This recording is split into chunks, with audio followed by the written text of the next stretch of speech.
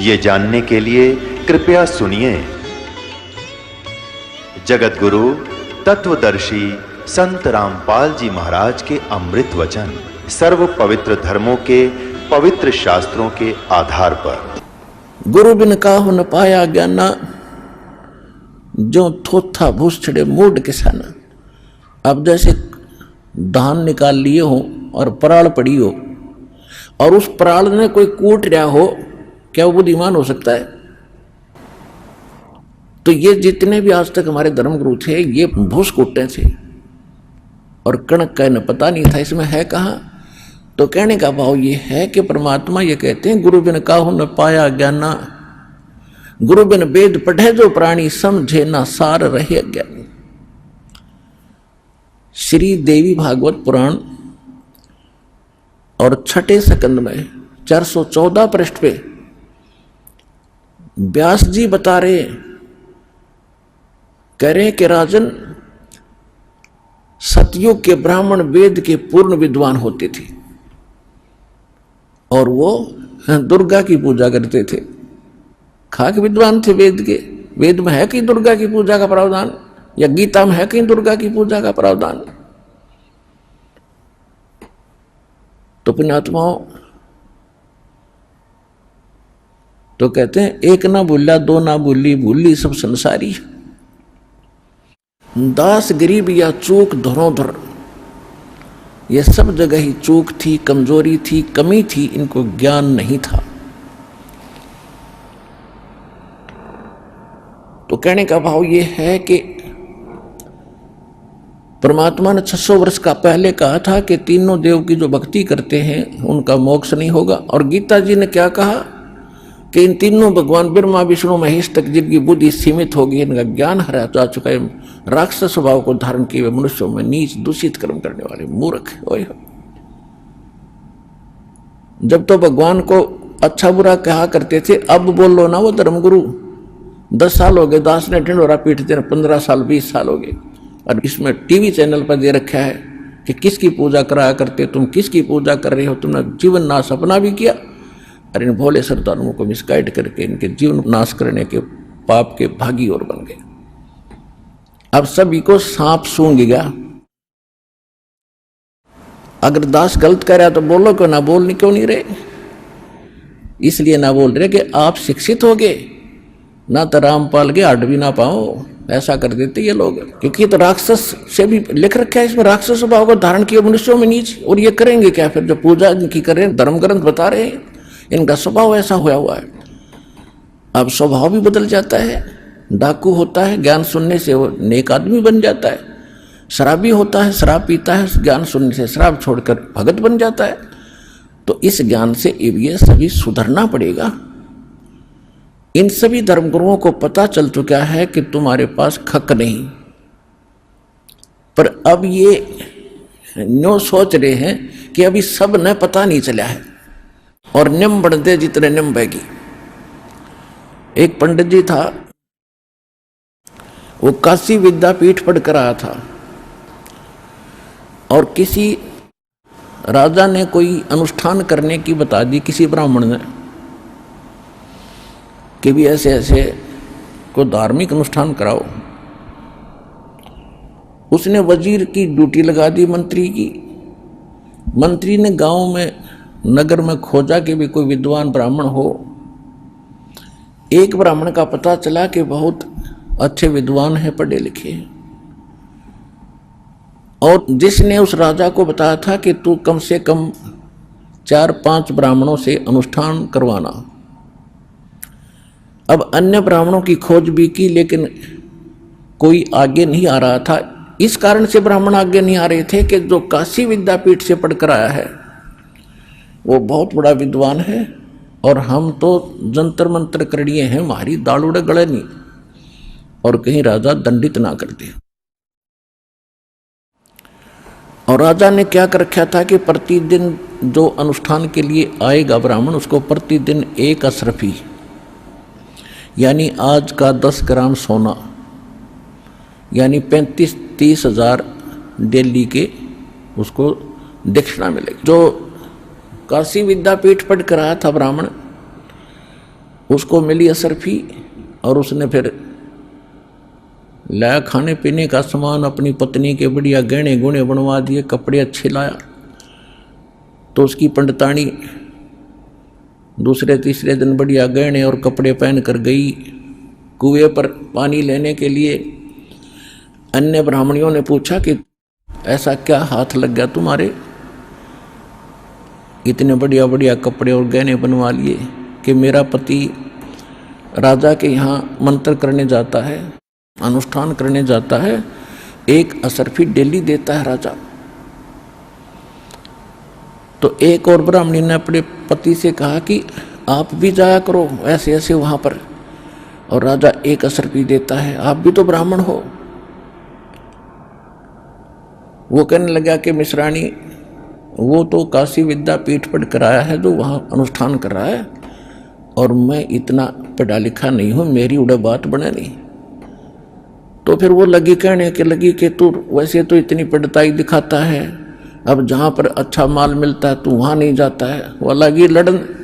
उसने सोचा देखी जा गया तो कड़े यहाँ भी होगी, ना जाऊँगा तो दिक्कत होगी। तो लेकर पोथी वो भी पहुँच गया मंत्री जी के पास कि मंत्री जी मैं भी ब्राह्मण हूँ। कहा जाओ जी बैठ जाओ। वो जो पहले वाला विद्वान बैठा था थोड़ी दूरी पर उसका आसन लगा दिया। अब वो पहले वाला तो अपनी संस्कृत जो उसने याद कर रखी थी वो बोल रहा था भूर्भुवः स्वः तत्सवितुर् स्वाहा। और वो दूसरा नौके जो यूं को स्वाहा, जो यूं कहे वही स्वाहा, मन मन मन कर जो यूं कहे वही स्वाहा। फिर ऐसे वो दूसरी वाला भी पैसे लेकर गया असरफी, उसकी पत्नी ने भी खूब अपने कपड़े उपड़े सिमाए बढ़िया। तो तीसरी ब्राह्मणी को पता चला, उसने भी अपने पति को श्रृंगार दिया, वो भी चला गया। अब उसको भी आसन दे दिया तीसरे नंबर पर। पहले वाला बोलता संस्कृत भूर्भुवः स्वाहा, दूसरा कहता जो यूं कहो, तीसरा कहता कब तक नंबेगी स्वाहा कब तक नंबेगी स्वाहा। अगया कब तक नंबेगी हमारी बकवाद। फिर चौथा भी पहुंच गया, चौथे का चौथे नंबर पर लगा दिया। अब पहले वाला तो अपनी संस्कृत बोलता है स्वाहा, दूसरा कहता है जो यूं बोलो वही स्वाहा, दूसरा कहता है कब तक नंबेगी स्वाहा, चौथा कहता है निम्बन दे जब तक नंबेगी स्वाहा निम्बन दे जब तक नंबेगी स्वाहा। अकपोल पाटे जब तक पिटाएंगे पर इतने तक मिलन दे जो मिल रहा है।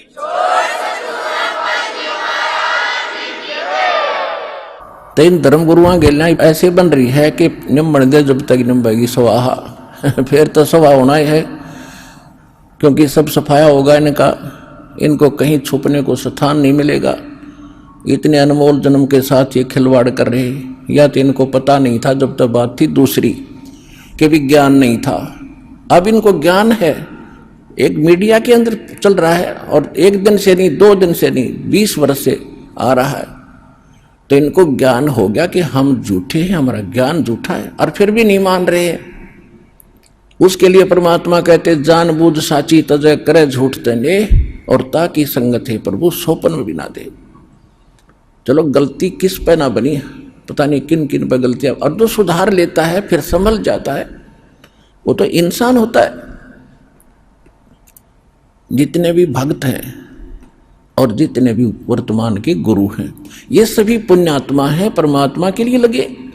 अब जो गुरुओं की तो मजबूरी बन गई कि इज्जत का नाश होगा, और वो भगत भोले भाले हैं, उन्होंने सोच रखा गुरु कंप्लीट है, वो वहां मार खा रहे। तो कंप्लीट और इनकम्प्लीट का निर्णय भगत नहीं स्वयं कर सकते। किसी डॉक्टर की औषधि को डॉक्टर ही बता सकता है, प्रमाणित कर रहा है कि इसमें ये साल्ट होना चाहिए था इस रोग के लिए, ये देखो यहाँ लिखा है, और ये साल्ट नहीं है तो ये औषधि गलत है। तो दास वही कर रहा है कि मोक्ष मार्ग के लिए इन मंत्रों की आवश्यकता है। ये हमारे ग्रंथों में लिखे, सूक्ष्म वेद में लिखे, और हमारे जो मोक्ष प्राप्त जो संत हुए हैं उन्होंने यही फार्मूले अपनाए थे। इसके अतिरिक्त जो भी आप प्रयोग कर रहे हो, भक्ति कर रहे हो, वो व्यर्थ है, उसको त्याग दो। इतनी सी बात है। अब प्रसंग जो चल रहा है कि परमात्मा ने कहा था तीनों गुणों की जो भक्ति करते हैं उनका मोक्ष नहीं हो, तीनों भगवानों, तीन देवताओं की। यही गीता प्रमाणित कर रही है, काल भी खुद कह रहा है। फिर ये कहता है कि मेरी भक्ति तीन प्रकार के करते हैं। अब जैसे हमारे धर्मगुरु, हमारे वेद कुछ कह रहे हैं और ये कुछ कह रहे हैं। गीता ज्ञानदाता जो है ये ब्रह्म है, इसको काल भी कहते हैं। इसको श्रीमद् भगवत गीता अध्याय नंबर 15 के श्लोक 16 में सरपुरुष भी कहा है। ये खुद कहता है कि मेरी भक्ति 4 प्रकार के करते हैं, यानी ब्रह्म साधना। ब्रह्म साधना में इन चारों वेदों में केवल ब्रह्म साधना ही लिखी है। ब्रह्म साधना यानी भक्ति तो ब्रह्म तक की है और ज्ञान पूर्ण परमात्मा का है। यहां ये ऋषि लोग यहां मार खा गए, इनको ज्ञान नहीं था, गुरु इनको मिले नहीं, कंप्लीट संत इनको पूर्ण संत मिले नहीं, जिस कारण से इन्होंने ओम नाम जो गीता ज्ञानदाता, वेद ज्ञानदाता ब्रह्म का है, सरपुरुष का है, इस मंत्र को इन्होंने कंप्लीट गॉड का मान लिया, पूर्ण परमात्मा का मान लिया गलती से। और परमात्मा कह रहे हैं गुरु बिन वेद पढ़े जो प्राणी और समझे ना सार रहे ज्ञानी। गीता अध्याय नंबर 4 के श्लोक नंबर 32 और 34 में कितना गजब का ज्ञान बता रखा है कि अर्जुन, गीता अध्याय नंबर 4 के श्लोक 32 में कहा है कि जो परमात्मा ने स्वयं आकर अपने मुख कमल से जो अनुष्ठान यज्ञों की जानकारी विस्तार के साथ दी है, उसको सूक्ष्म वेद कहते हैं, उसको तत्व ज्ञान कहते हैं। उसको मैं नहीं जानता और उसके अंदर कंप्लीट यानी विस्तार के साथ बताई गई है। उसको जानने के बाद फिर सभी कर्मों से तू मुक्त हो जाएगा।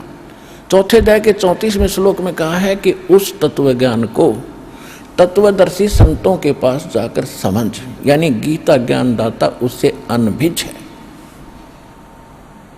तो उसे अनभिज है तो वो पूर्ण मोक्ष हुआ कैसे? वो तो अपनी साधना बता रहा है। 8वें अध्याय के 13वें श्लोक में ओम इति एकाक्षरम ब्रह्म व्यवहारण मामनुसमन ये पर्याति तदंदेहम सयाति परमाम गति। माम ब्रह्म यानी मुझ ब्रह्म का, ओम केवल यही एक अक्षर है, नथिंग एल्स। उच्चारण करके सिमरण करने का, उच्चारण करके सिमरण करता हुआ ये पर्याति तदंदेहम, जो शरीर छोड़कर जाता है यानी अंतिम सांस तक इसका जाप करता सयाति परमाम गति। जो ओम से जो होने वाली प्राप्ति है वो परम गति हो जाती है। तो ओम जाप से ये ब्रह्म का जाप है तो ब्रह्म लोक प्राप्ति होती है। 8वें अध्याय के 16वें श्लोक में गीता जी में ये भी स्पष्ट कर दिया है कि ब्रह्म लोक में गए हुए प्राणी भी पुनर्जन्म में आते हैं, पुनरावृत्ति होती है, उनका फिर से जन्म मृत्यु बना रहेगा। और श्रीमद् भगवत गीता अध्याय नंबर 2 के श्लोक 12 में, गीता अध्याय नंबर 4 के श्लोक नंबर 5 में और 9 में, गीता अध्याय नंबर 10 के श्लोक नंबर 2 में ये गीता ज्ञानदाता ब्रह्म कहता है, अर्जुन तेरे और मेरे बहुत जन्म हो चुके, तू नहीं जानता मैं जानता। मेरी उत्पत्ति को ये देवता नहीं जानते, न ऋषि जानते, क्योंकि ये मेरे से उत्पन्न हुए हैं।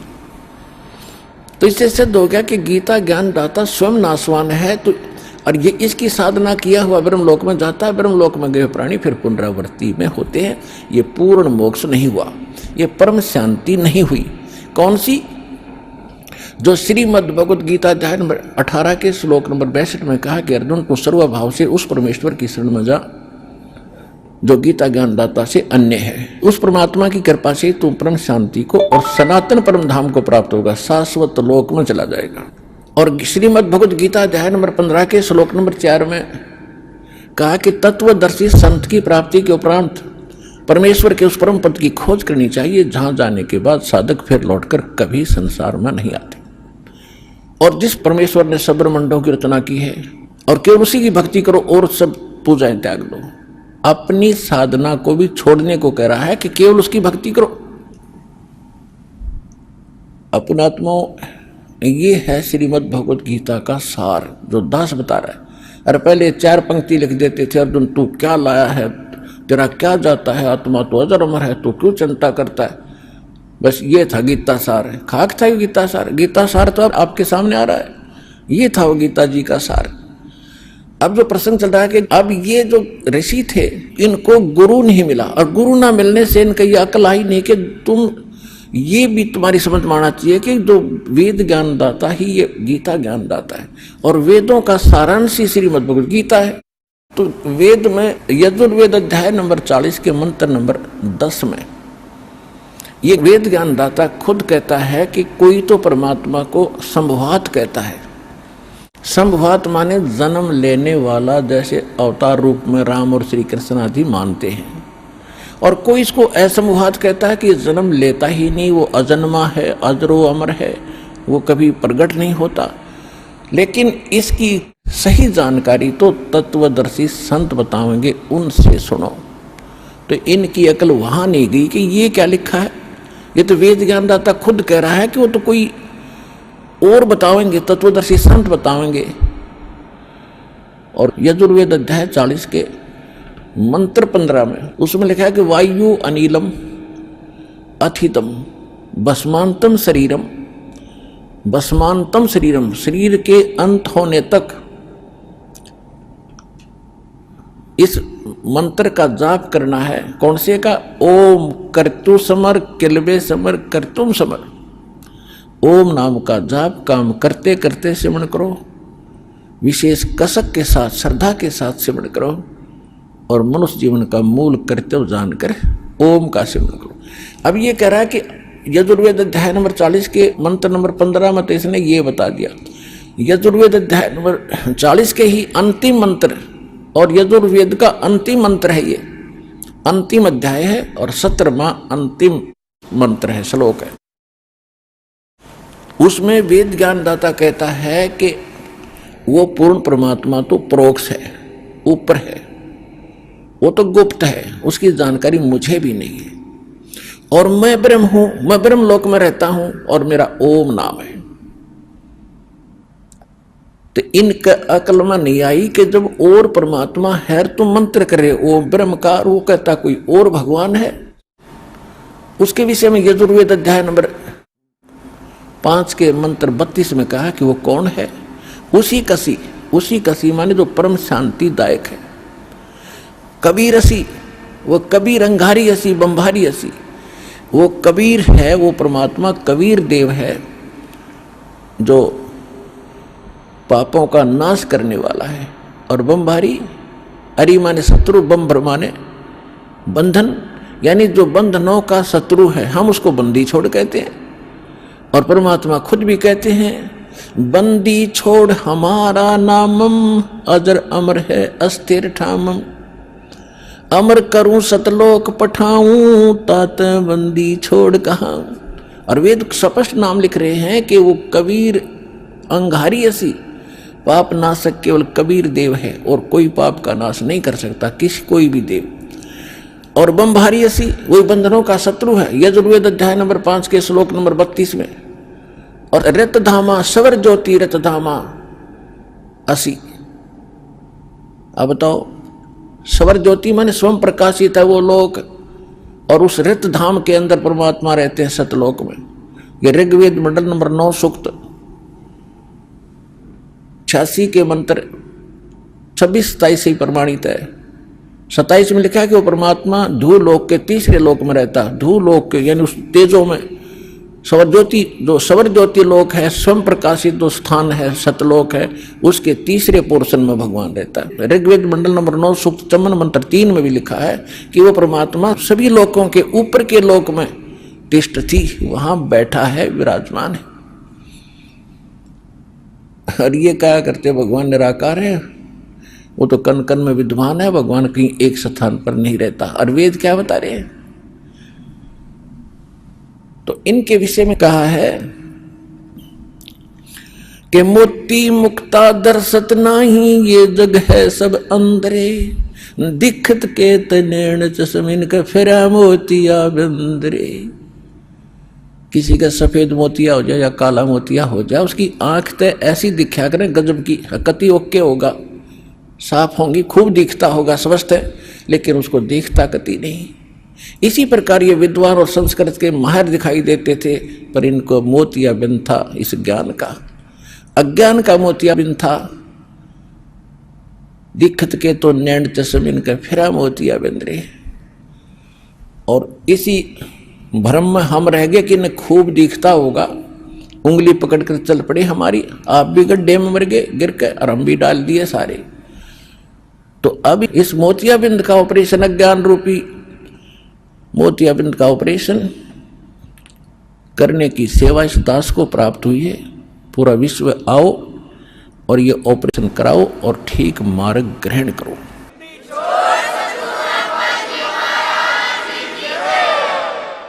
अब जो प्रश्न चल रहा है कि वेद ज्ञान दाता कह रहा है कि मेरा ते को मंत्र है, गीता ज्ञान दाता खुद कहता ओम इति का अक्षरम ब्रह्म विहान मामनु समरण, मुझ ब्रह्म का केवल को मंत्र है। गीता अध्याय नंबर 7 के श्लोक नंबर 29 में गीता ज्ञान दाता ने कहा कि जो मेरी इन बातों पर विश्वास करके मेरे आश्रित हो जाता है तत्वदर्शी संत को खोज लेता है। उसके पश्चात कहते हैं जरा मरण मोक्षाय यतन्तीते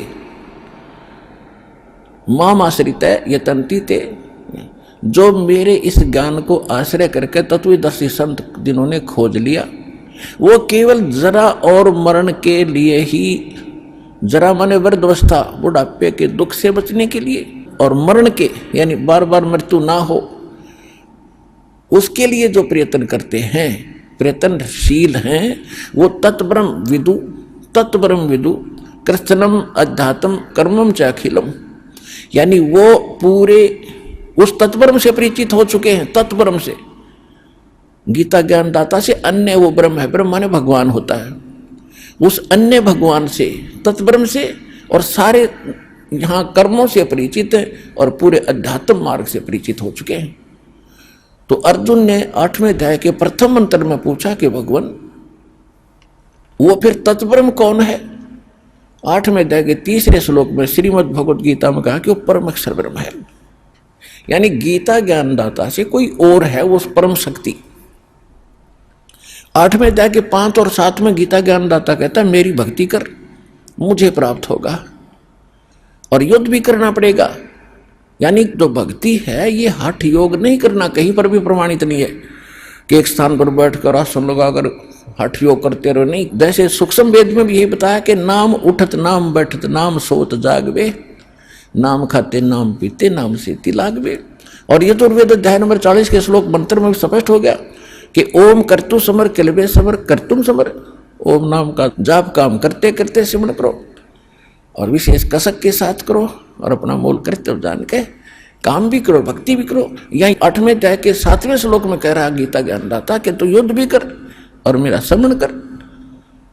जब युद्ध जैसे कठिन भयंकर समय में भी भगवान को याद करना चाहिए, तो हम तो सिंपल पीसफुल हैं। आप तो काम करते करते मालिक की भूल पड़नी नहीं चाहिए, काम भी करो अपना। इसलिए परमात्मा स्वयं आकर के एक दुल्हा की भूमिका किया करते थे कि काम भी कर रहा हूं और भक्ति भी कर रहा हूं।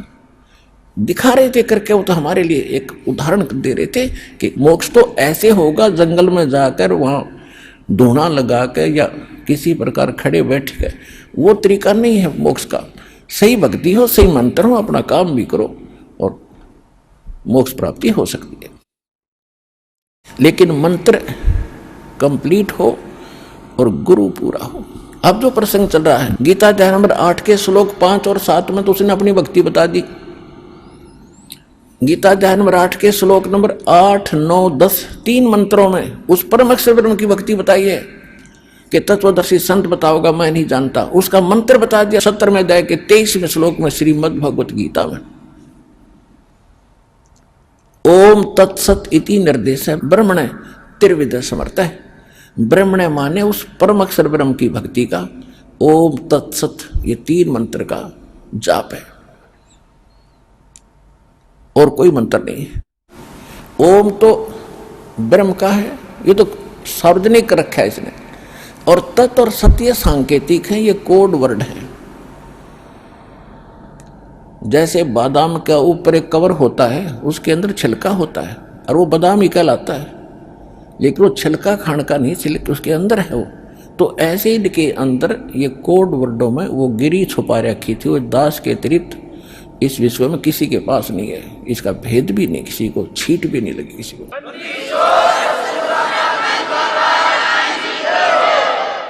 तो उस परमात्मा के पाने का, सतलोक में जाने का, परम शांति प्राप्त करने का केवल एक ओम तत्सत, ये 3 अक्षर का मंत्र है। अब इससे क्या सिद्ध हो गया कि गीता ज्ञानदाता 7वें अध्याय के 16, 17 और 18 3 मंत्रों में और 19 में एक और अलग से ज्ञान दे रहा है।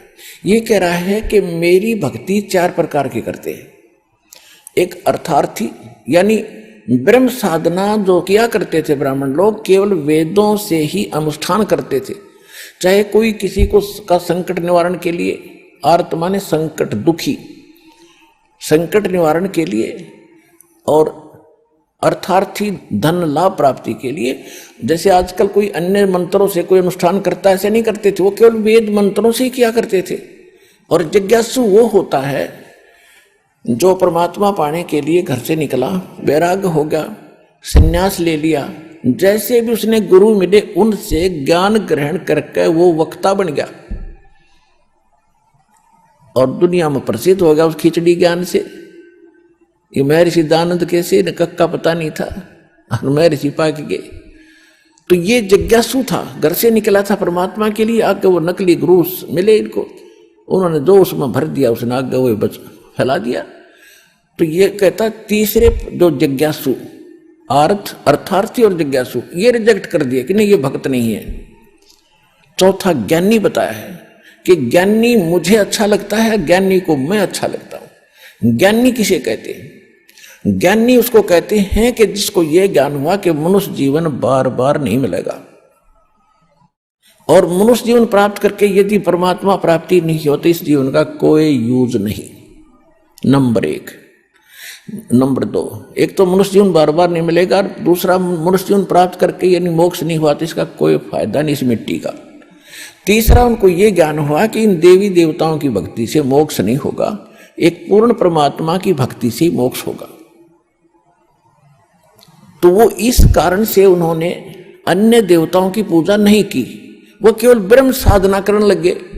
वेदों को जैसा ब्रह्मा जी ने समझा, तो उसके बाद सभी ऋषियों ने ब्रह्मा जी से ही ज्ञान प्राप्त है, और जैसा उसने वेदों का अर्थ समझ में आया वही हमारे ब्राह्मणों के पास था, और जो आज तक ये कर रहे थे वो आपके समक्ष है।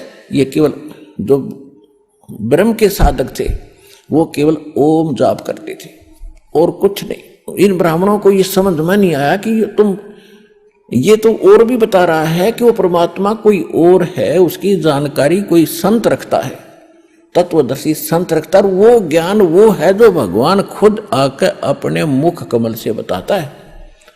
वो सच्चिदानंद घन ब्रह्म की वाणी है, वो परमात्मा की वाणी है, उसके मुख से उच्चरित है। और यही चारों वेद प्रमाणित करते हैं।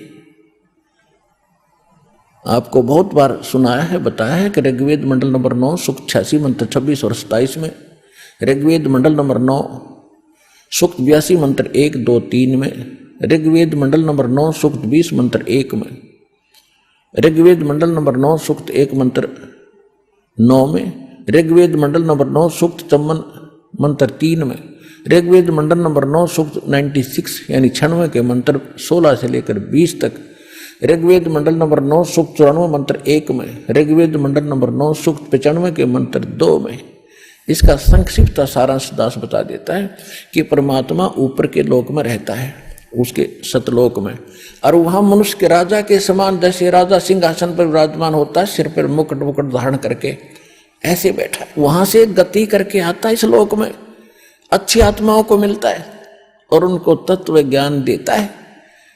और वो परमात्मा इस पृथ्वी पर घूम अपने मुख से बोलकर, ऋग्वेद मंडल नंबर 9 सूक्त 94 के मंत्र 1 में यहां तक लिखा है कि वो कवियों की तरह आचरण करता हुआ घूमता फिरता है, तत्व ज्ञान का प्रचार करता है। और ऋग्वेद मंडल नंबर 9 सूक्त 96 के 17 और 18 में स्पष्ट कर दिया है कि वो परमात्मा कबीर देव है, उसका नाम कबीर देव, और कबीर वाणी के द्वारा लोकोक्तियों के माध्यम से, दोहों के माध्यम से यथार्थ ज्ञान प्रचार करता है, और जिस कारण से वो प्रसिद्ध कवियों में से भी एक गिना जाता है। लेकिन वो होता है भगवान, वो होता है परमात्मा। और ऋग्वेद मंडल नंबर 9 सूक्त 94 मंत्र 1 में स्पष्ट कर दिया कि वो कवियों की तरह आचरण करता हुआ अपने ज्ञान का प्रचार करता है। ऋग्वेद मंडल नंबर 9 सूक्त 95 के मंत्र 2 में ये स्पष्ट कर दिया कि वो परमात्मा जिसके बारे में पहले जिक्र चलता रहा है, वो पूर्वोक्त परमात्मा अपनी वाणी के द्वारा बोल बोल कर यथार्थ ज्ञान सुनाता है, और वो एक गुप्त मंत्रों का भी को भी सार्वजनिक करता है, उसका भी रहस्य उद्घाटन करता है, यानी उनको प्रकट करता है। जो भक्ति के यथार्थ मंत्र है उनको भी आविष्कृत करता है। और परमात्मा ने 600 वर्ष पहले कहा था, सो हम शब्द हम जग में लाए, सार शब्द हमने गुप्त छुपाए। कहते सोहम शब्द किसी वेद गीता और आपको पुराणों में नहीं मिलेगा। ये सोहम शब्द हम लाए, वैसे मूल ग्रंथ है वेद और गीता, इनमें सोम शब्द नहीं मिलेगा। यदि किसी अन्य शास्त्र में है तो कबीर परमात्मा चारों युगों में आते हैं और इनसे मिलते रहे हैं।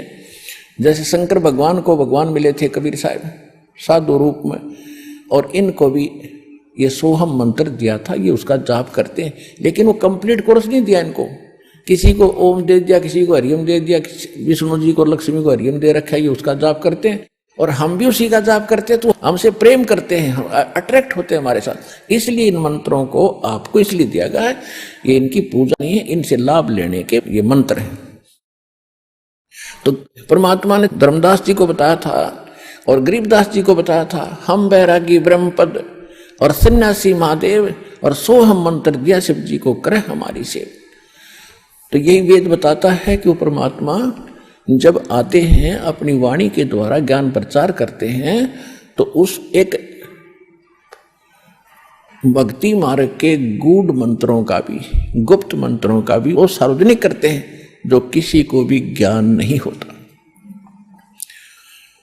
अब इनके या बुद्धि में नहीं आई कि वेदों में इतना ढेर सारा ज्ञान है, तुम कर क्या रहे हो? वो मंत्र तुम्हें प्राप्त नहीं हुआ जो परम अक्षर ब्रह्म का है। ये तो ब्रह्म का जाप है ओम, और ओम जाप पर गाटा जोड़ रहे, सारा जीवन खो दिया। तो यहां परमात्मा ने बताया है कि गुरु बिन काहु न पाया ज्ञान, जो थोथा भूछड़ मूड किसाना।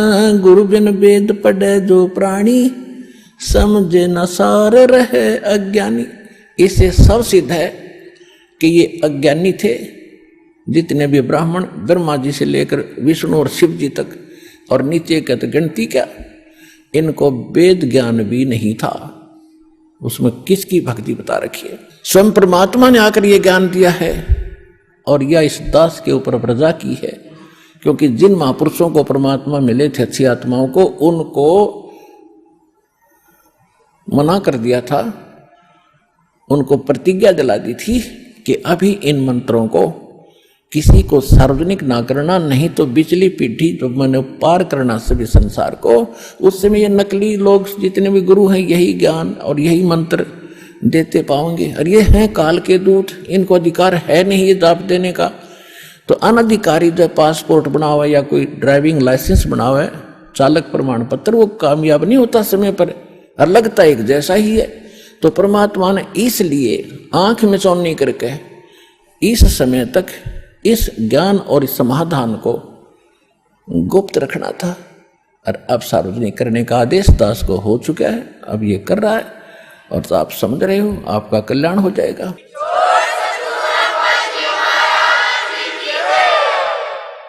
तो ये प्रसंग चल रहा है कि ज्ञानी आत्मा थी तो नेक, क्योंकि इन्होंने भगवान पाने के लिए अपना जीवन उछावर कर दिया, हजारों वर्षों तक तप किया। लेकिन ये गीता ज्ञानदाता कहता है कि ये ज्ञानी आत्मा है तो उदार, लेकिन ये मेरे वाली अनुत्तम गति में स्थित रहे। ओए होए, अब देखो इन हमारे धर्म गुरुओं ने 7वें अध्याय के 18वें मंत्र में जो अनुत्तम शब्द है उसका अर्थ कर दिया अति उत्तम, श्रेष्ठ, सर्वश्रेष्ठ गति। अब चौथी कक्षा के बच्चे ने पूछ लो भाई उत्तम माने गुड, अनुत्तम बैड, और ये बैड का अर्थ और गुड लिखा हुआ है तो कितनी अकल होगी इन धर्म ग्रंथों के अनुवादकर्ताओं में। एक अन्य की अकल नहीं थी, एक अन्य की, क्योंकि इन्होंने श्री कृष्ण को सुप्रीम पावर मानकर सब ग्रंथों को वहां जोड़ने की चेष्टा की, तो ये जुड़ा नहीं करती। चोर चुरावे तुम बड़ी गड्ढे पानी में, वो गड्ढे व ऊपर न सच्चाई छनी ना। अब ये खुद कह रहा है कि ये उद्धार आत्मा 7वें अध्याय 18वें श्लोक में श्रीमद् भगवत गीता अध्याय नंबर 7 के श्लोक नंबर 18 में दास वर्णन कर रहा है। गीता ज्ञानदाता कहता है कि ये ज्ञानी आत्मा ये है तो उद्धार नेक है, लेकिन इनको तत्वदर्शी संत मिला नहीं, और ये मेरे वाली यानी ब्रह्म, ये काल बोल रहा है, मेरे वाली अनुत्तम गति में ही आश्रित रहे। घटिया गति। अब ये घटिया क्यों कही? अनुत्तम, ये तो सर्वश्रेष्ठ लिख रहे हैं, गलत कर रखा है ना।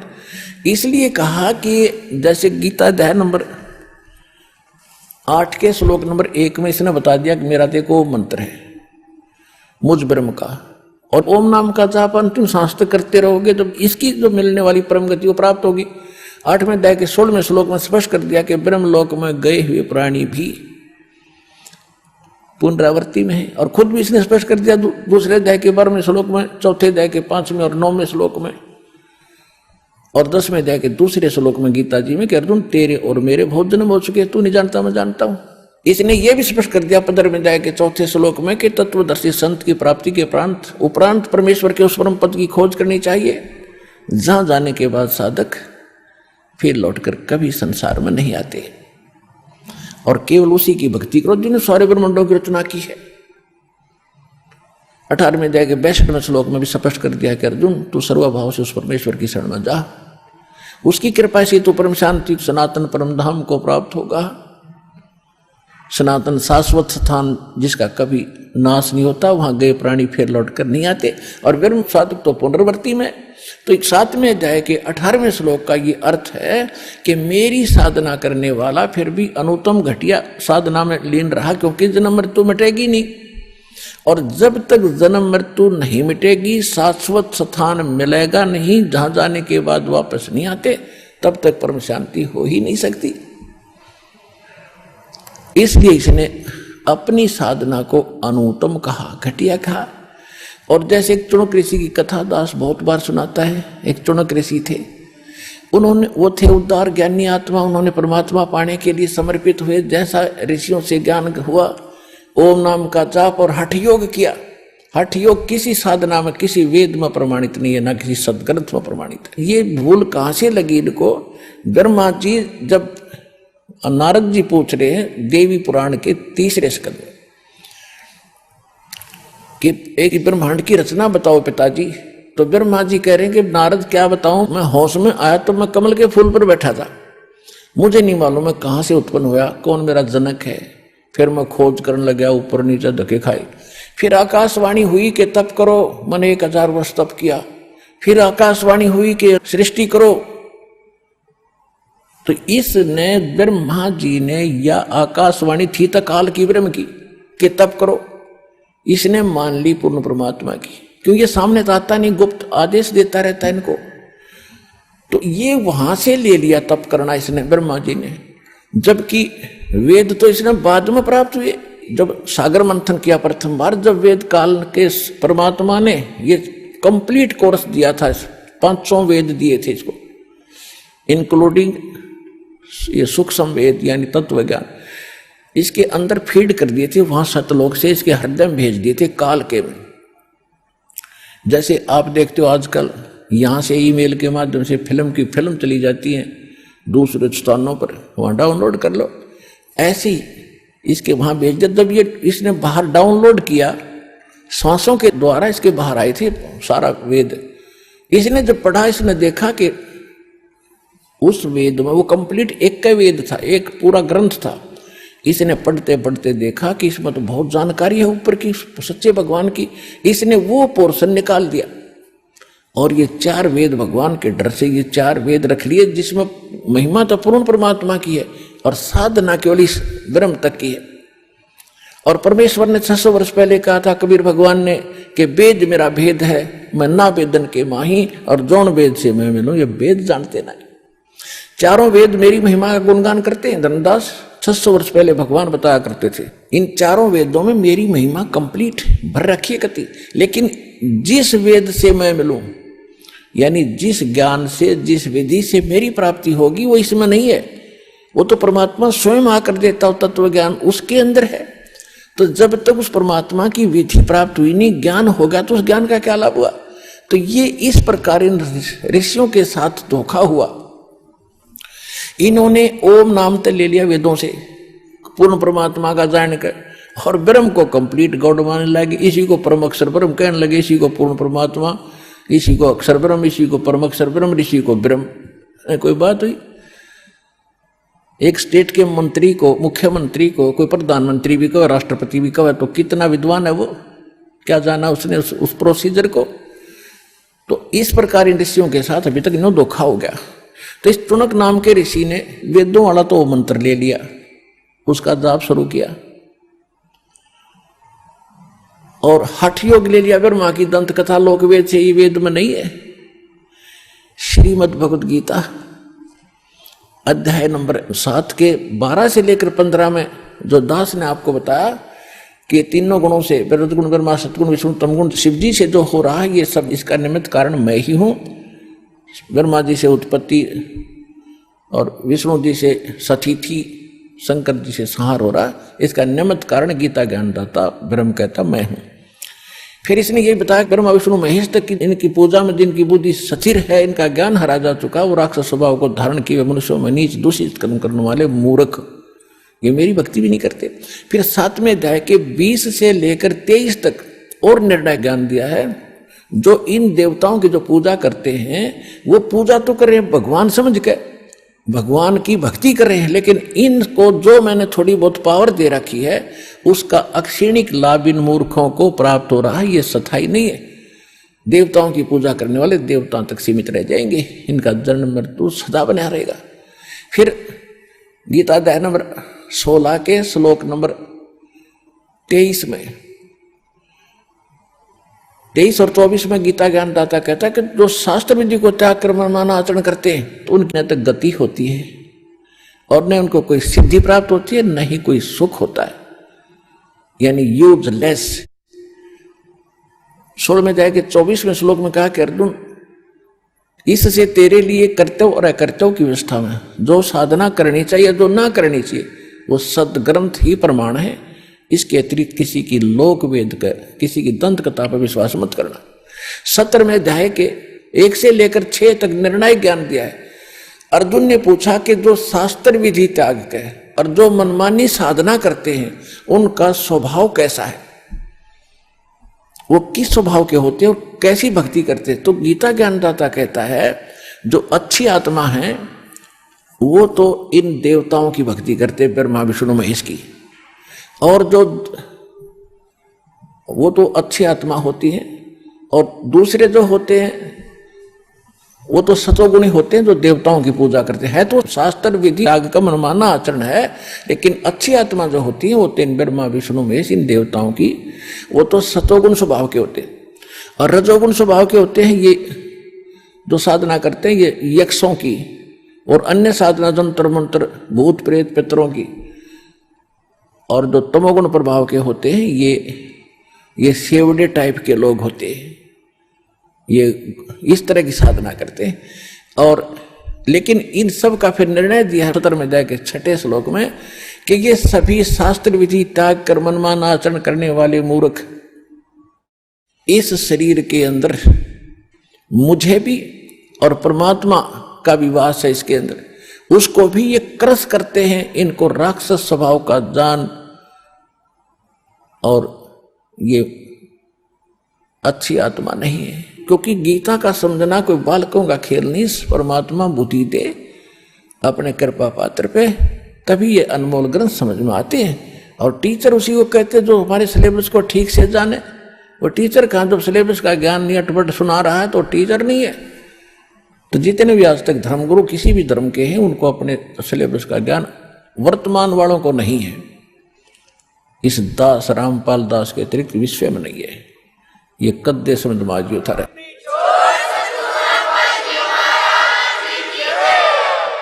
और दास को पूरे विश्व के जितने ग्रंथ सबका जानकारी है, एक की नहीं।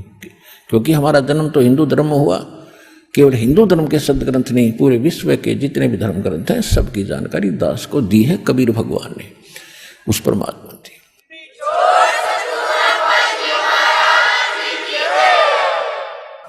अब जो प्रश्न चल रहा था आज का कि सबसे पहले गुरु हो और पूरा हो। अब जो प्रसंग चल रहा है कि गीता ज्ञानदाता कहता है कि ये उद्धार आत्मा, ज्ञानी आत्मा है तो उद्धार, लेकिन ये मेरे वाली अनुत्तम गति में स्थित रहे, घटिया बने। उसको अपनी अनुत्तम क्यों कहा, अश्रेष्ठ क्यों कहा गीता ज्ञानदाता ने? जैसे चुनक नाम के ऋषि ने हजारों वर्ष साधना की, समर्पित हो गए, कोई देवता की पूजा नहीं करेंगे, हम केवल एक परमात्मा की भक्ति करेंगे। तो अज्ञानता से उसने ओम नाम को पूर्ण परमात्मा का मान लिया।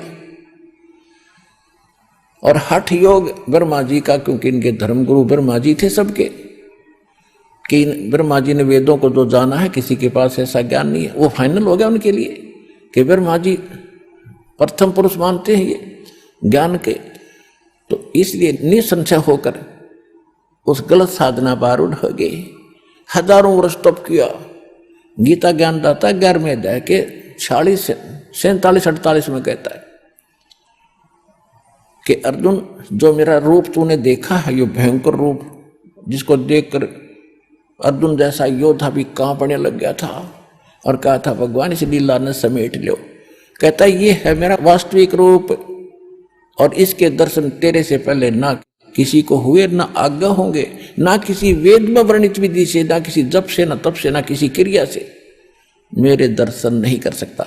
इससे सिद्ध होगा कि वेदों में वर्णित विधि से भगवान प्राप्ति नहीं है।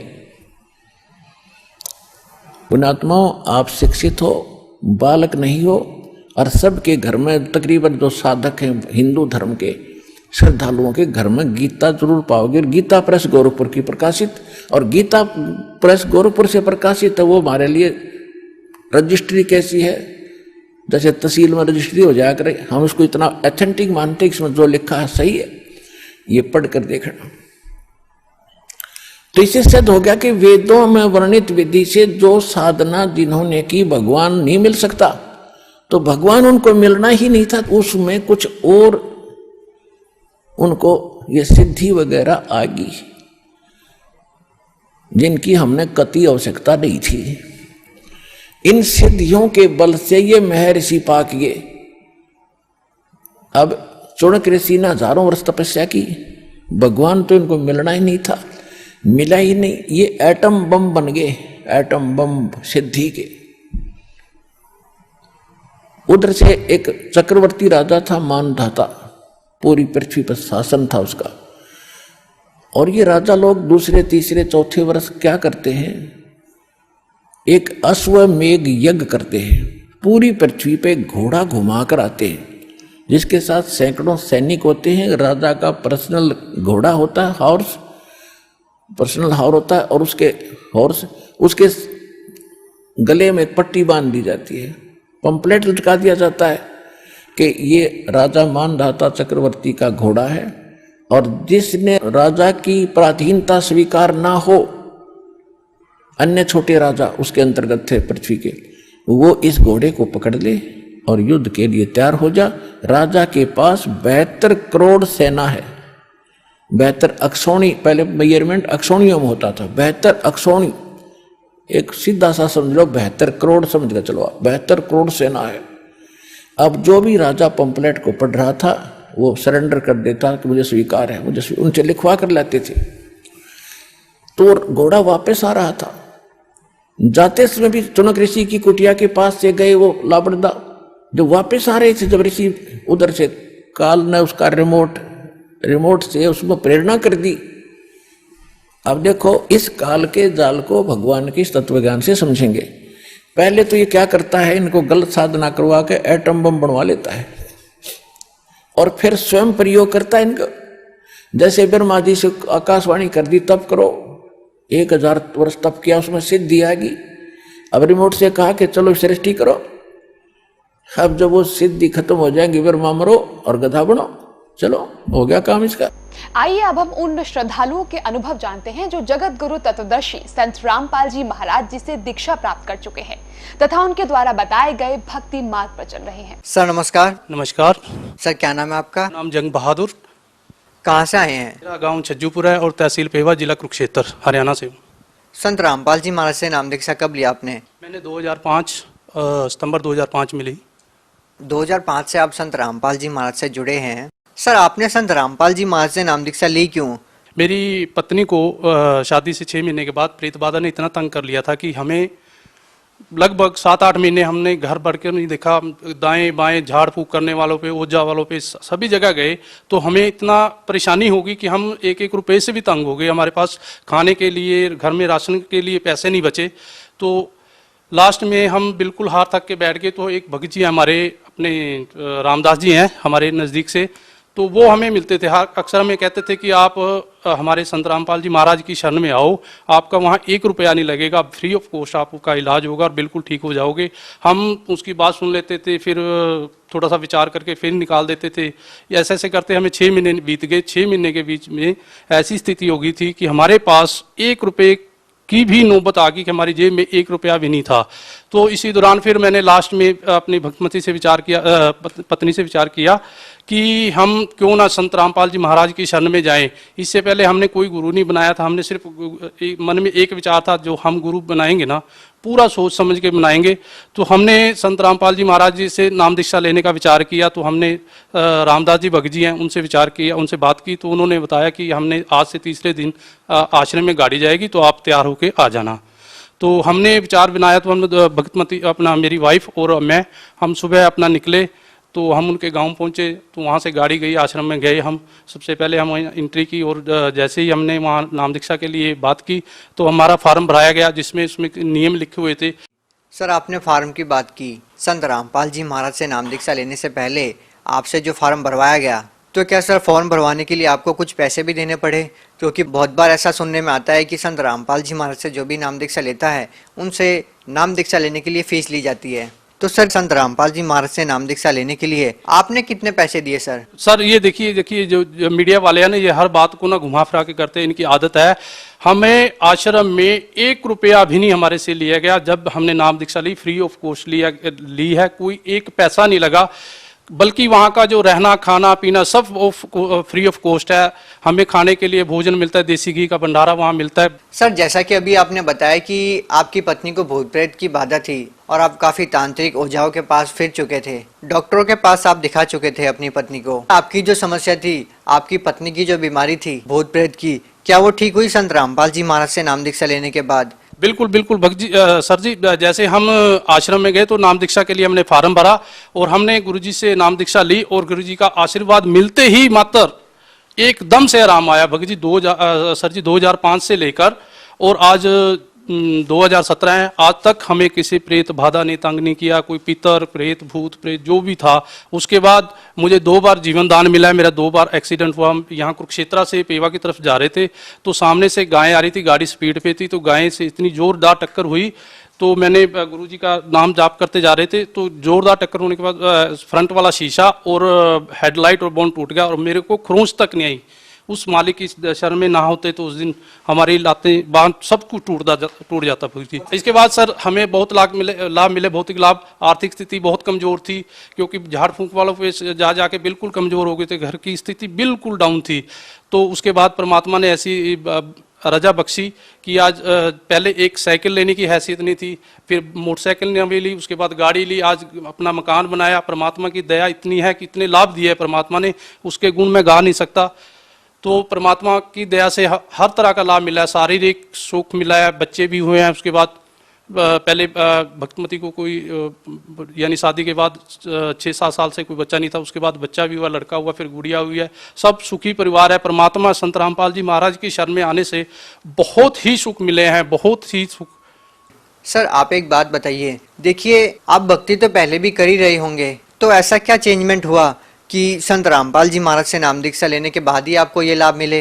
पहले हम जो भी पारिवारिक भक्ति थी वो करते थे, जैसे कि हम त्रिलोकपुर देवी का मंदिर है वहाँ जाते थे, हमारे यहाँ अरनाए गांव पड़ता है उसमें शिव जी का मंदिर है वहाँ चले जाते थे, और जो भी पारिवारिक में होती थी देवी देवता की, भूत प्रेत की, जो भी ऐसी भक्ति कराते थे, जो पारिवारिक में जो कहते थे कि जो रीति रिवाज जो बना हुआ उसके अनुसार करते थे।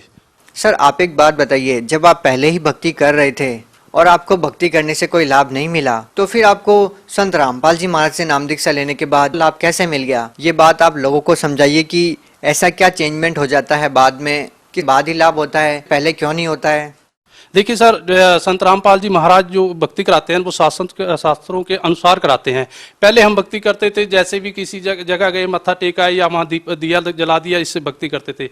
अब जो संत रामपाल जी महाराज की शरण में आने के बाद, नाम दीक्षा लेने के बाद, संत रामपाल जी महाराज ने उन्हीं देवी देवताओं का मंत्र दिया है जो सुचारू रूप से जैसे करना चाहिए हमें उसके अनुसार दिया, जो शास्त्रों में लिखा है उसके अनुसार किया है, और उन्हीं देवी देवताओं से हमें लाभ मिलना शुरू हुआ है। ये संत रामपाल जी महाराज की शरण में आने के बाद हुआ है। सर क्या ये अपने आप में एक हैरान करने वाली बात नहीं है कि देखिए लाखों करोड़ों लोग हैं जो वही भक्ति करोड़ों लोग आज भी कर रहे हैं? क्या ये हैरानी की बात नहीं है कि आप ये कह रहे हैं कि वो जो भक्ति है वो शास्त्रों के अनुसार नहीं है, वो गलत भक्ति है? आखिर इन बातों का आधार क्या है? बिल्कुल बिल्कुल भक्त जी, ये जो आज जो समाज भक्ति कर रहा है, जो नाम दीक्षा जिन्होंने नहीं ली है वो भक्ति कर रहे हैं, वो बिना शास्त्र के अपने मन घड़ंत या दंत कथा के आधार पर कर रहे हैं। जो भक्ति सही सुचारू रूप से है, जो शास्त्र के अनुसार भक्ति है, वो हमारे संत रामपाल जी महाराज की शरण में ही आने के बाद मिलेगी। और वो शास्त्रों में बिल्कुल एक एक श्री गुरु ग्रंथ साहिब, गीता जी, बाइबल, कुरान, सबका बिल्कुल एक निचोड़ करा के ऑथेंटिक प्रमाण दे के भक्ति करा रहे हैं। सो इसलिए वो भक्ति अधूरी है। जो सही भक्ति है वो संत रामपाल जी महाराज की शरण में आने के बाद ही होगी, उनसे नाम दीक्षा लेने के बाद होगी। सर आपको नहीं लगता कि कहीं ना कहीं लोग ये सोचते हैं कि जो भगवा कपड़े पहनते हैं, मालाएं रखते हैं, जटाएं रखते हैं, वो संत होता है, लेकिन जब हम संत रामपाल जी महाराज को देखते हैं तो वो साधारण सी वेशभूषा में रहते हैं? तो सर आपको नहीं लगता कि लोगों का इस कारण से भी समझना मुश्किल हो जाएगा कि एक साधारण सी वेशभूषा रखने वाला महान संत, बड़ा संत कैसे हो सकता है? ऐसा कैसे हो सकता है कि वो जो भक्ति बता रहे हैं वो शास्त्रों के अनुसार है और जो अन्य संत है वो शास्त्रों के विरुद्ध भक्ति बता रहे हैं? आपको लगता है? देखिए सर, आज तक यही हमारे दिमाग में सबसे बड़ी बात ये बैठी थी कि जिसकी सबसे लंबी जटा है वही संत है, या जिसने भगवे कपड़े डाल लिए वही संत है, या जिसकी दाढ़ी बड़ी हुई वही संत है। नहीं, जो शास्त्र के अनुसार भक्ति बताए, जो शास्त्र के अनुसार चले और जो ऑथेंटिक प्रमाण दे के भक्ति बताए वही सच्चा संत है। कपड़ों से या सिर पे बाल रखने से इनसे संत नहीं बन जाता। और जो मार्ग संत रामपाल जी महाराज तैयार कर रहे हैं, जो आज शास्त्र भक्ति वो दे रहे हैं, ऐसी भक्ति किसी भी संत के पास नहीं है। सर आप कोई नशा करते थे पहले? जी मैं करता था पहले, शराब भी पीता था, मांस भी खाता था, तो मैं इस प्रकार का नशा बहुत करता था। और इतना करता था कि शाम को लगभग टल्ली होके पूरा डेड होके जाता था। तो जिस दिन से हमने संत रामपाल जी महाराज की शरण में आए और उस दिन के बाद आज तक हमने कोई नशा नहीं किया। परमात्मा ने ऐसी दया करी मालिक ने कि नशा भी छूट गया और बिल्कुल स्वस्थ परिवार, सुखी परिवार हो गया। सर भगत समाज को क्या संदेश देना चाहते हैं? भक्त समाज से मेरी यही प्रार्थना है कि सतगुरु रामपाल जी महाराज की शरण में आएं और शास्त्रों के अनुसार भक्ति करें और अपना मोक्ष कराएं और इस जीवन से कल्याण करें। सर धन्यवाद।